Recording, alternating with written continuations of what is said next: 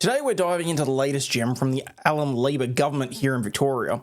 A sly little manoeuvre that's set to double the registration fees for your furry companions, be they dogs, cats, or even greyhounds. That's right, folks, in the middle of a cost of living crunch, we've got families counting every penny, but the powers that be have decided that it's high time to tax the family pet. Because nothing screams responsible governance like hitting up Spot and Whiskers for some extra cash to fill the state coffers. I mean, a lot of us are already juggling skyrocketing bills, and now the loyal lab or cheeky tabby is about to cost you twice as much just to stay legal. The Allen government's Domestic Animals Amendment Bill was quietly pushed through Parliament, promising to bring in over $10 million by doubling those pesky registration fees, at least the ones payable to the state government directly anyway. Framed as a boon to animal welfare but smelling suspiciously like a desperate cash grab, we'll break down the facts, the fallout, and why this might just be the tipping point for some fed-up Victorians.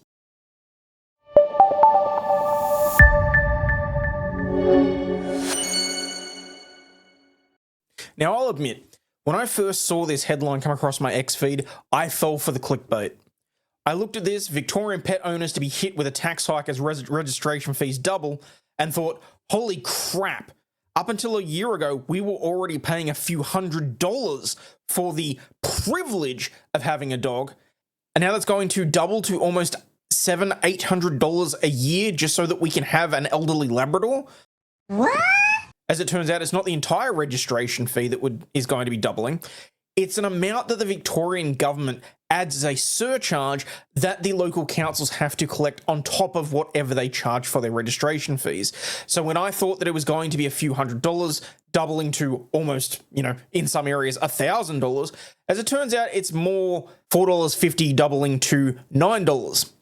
Now, that doesn't sound like a lot. And to be perfectly honest, I kind of calmed down a little bit after reading that. But as it turns out, it's an increase from $4.50 to $9 for absolutely no involvement from the state government whatsoever. And everyone's really seeing it for what it is. It's a cash grab, which it's one of those things where if you take small enough amounts, no one's going to really notice. Almost like that scene from Office Space where he takes the cents and then adds it to his own account, and all of a sudden he's got thousands of dollars in his account. Because according to the Victorian pet census that was conducted last year, there's roughly, 1.4 million households here in Victoria alone that have to register their pets. Now, all of a sudden, that 1.4 million isn't 1.4 million. It's the government raking in an additional upwards of $6.3 million from everyday hardworking Victorians for nothing. In my opinion, it is purely just a cash grab. But I mean, to be perfectly honest, am I supposed to be even remotely surprised by this? And the answer is no.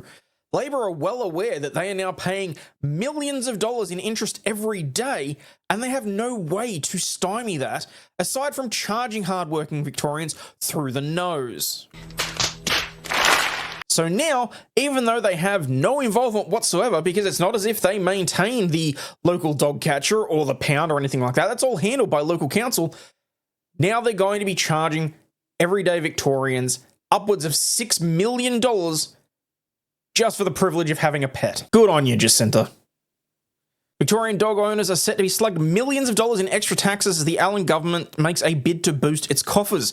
The government fees to register cats and dogs are set to double from July in a move that could take in about $10 million from the state government. There you go. Adding in cats, it's closer to $10 million. It has vowed to use the money to bolster animal welfare initiatives, including funding the RSPCA. You'll have to forgive me if I'm going to be a little bit cynical as to whether or not I believe that's going to happen or not. Shadow Treasurer Jess Wilson has slammed the move as a disgraceful cash grab.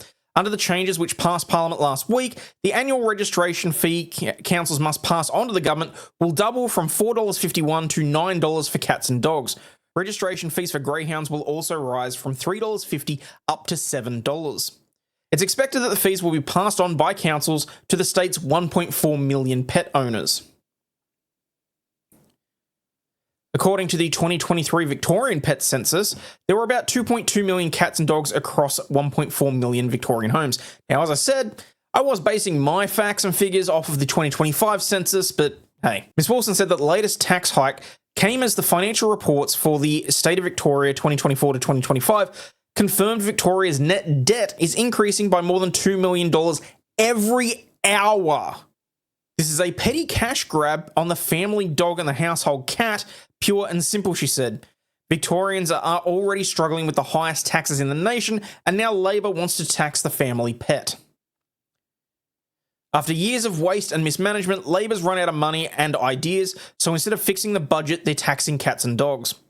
First, it was new taxes on GP visits, school fees, and rents, then a tax on every household through the emergency services tax. Now it's a pet tax. What's next? Now, look, Jess, I'll be perfectly honest, and with all due respect, because, well, let's face it, you're a politician too, so for me, that's kind of lacking.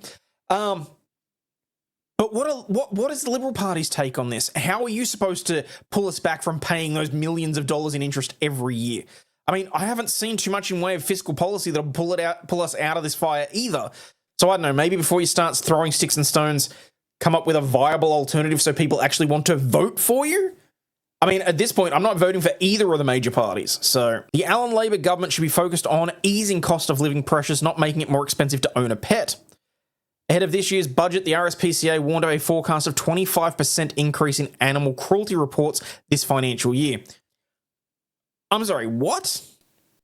You want to explain to me how it being more expensive to own an animal is going to lead to an increase in animal cruelty? Is it because, oh, I don't know, if there's an additional tax, they're going to have to buy a lower grade cat food?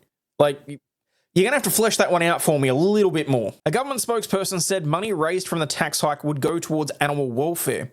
This will fund the RSPCA, responsible pet ownership programs, animal welfare initiatives, research into domestic animal management. I'm sorry, what? And the administration of the laws that protect our pets. Okay, the RSPCA aside, I'm pretty sure the local council's supposed to be responsible for all those things. So I'm really confused about this right now.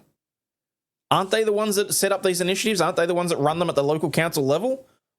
I mean, I get that they're delegated authorities from the state government, but I'm still very confused given that, you know, we pay rates and we pay so many other local council taxes.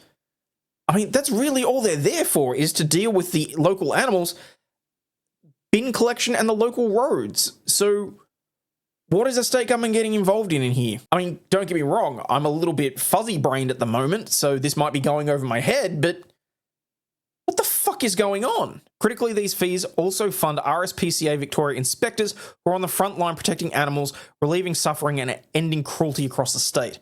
Now, I'm not going to lie. Having RSPCA inspectors is important. We want to make sure that there is no animal cruelty going on. I wholeheartedly agree with that. But I do think that if there was a little bit more fiscal responsibility, you wouldn't need to be increasing taxes. Not by upwards of what? Between $6 and $10 million. I highly doubt that all of that is going to go towards animal welfare and the RSPCA. I mean, feel free to prove me wrong, but I highly doubt it. Now, let's unpack this with a little bit more precision, shall we?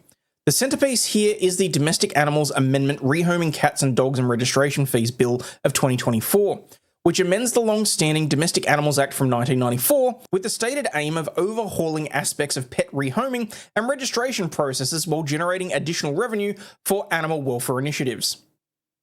Okay. Under current arrangements, local councils collect registration fees from pet owners, which vary depending on factors such as whether the animal is desexed, microchipped, or classified as a restricted animal, and these councils then remit a portion of that, generally around $4 per cat or dog registration, and that gets sent off to the state treasurer to support statewide programs. This fee hike is expected to generate millions in extra revenue for the government, with estimates suggesting over 10 million annually, as Victoria boasts a pretty large pet-owned population. Millions of households with dogs and cats that must be registered by law. For instance, in areas like the Knox City Council, current dog registration fees range from $60 for a desexed and non-restricted dog to $393 for an undesexed or dangerous breed, or cat fees span between $54 and $232, with similar variations existing across the state's 79 local government areas. The government's stated purpose for the increase is to bolster funding for animal welfare programs, including shelters, desexing subsidies, and rehoming services, which have faced rising operational costs amid inflation and increased demand. Again, I'm not so sure I believe any of that. It's a clever sleight of hand, really, to label it a fee instead of a tax, and suddenly it's palatable. But let's call it what it is. Another layer of government extraction in a state that's already mastered the art of the levy. They'll tell you it's about encouraging responsible ownership, discouraging backyard breeders and impulse buys that end up overwhelming rescues. And I mean, hypothetically speaking, if the money actually goes where it's promised, that might hold water. I mean, if every dollar that is doubled translated to fewer strays on the streets or more support for foster networks, that'd be great. And let's not forget this in the broader context. Veterinary fees in Victoria have ballooned 63% over 7 years, far outpacing inflation by a mile. Online, folks compare Victoria's annual fees to one-off systems in other states, wondering exactly why we're stuck in this perpetual revenue loop. But that's exactly why. It's perpetual revenue for the state. Allegedly, much of the cash doesn't actually stay earmarked for pets, but trickles into general funds, though the government tends to insist otherwise. Add in some other bad policy gems like proposed fees for farmers, updating property codes, and the fire services levy, and you've got a pattern. A government addicted to nickel and diming its citizens under the guise of progress. I mean, while the state government sets statewide standards and provides oversight, local councils handle most, if not all, of the practical implementation, including processing the registrations and managing local animal control. Anyway, peeps, that's my little vent session on this one. As always, please do your own research and stay healthy, wealthy, and wise, and I will catch you all on the flip side. Cheers, peeps.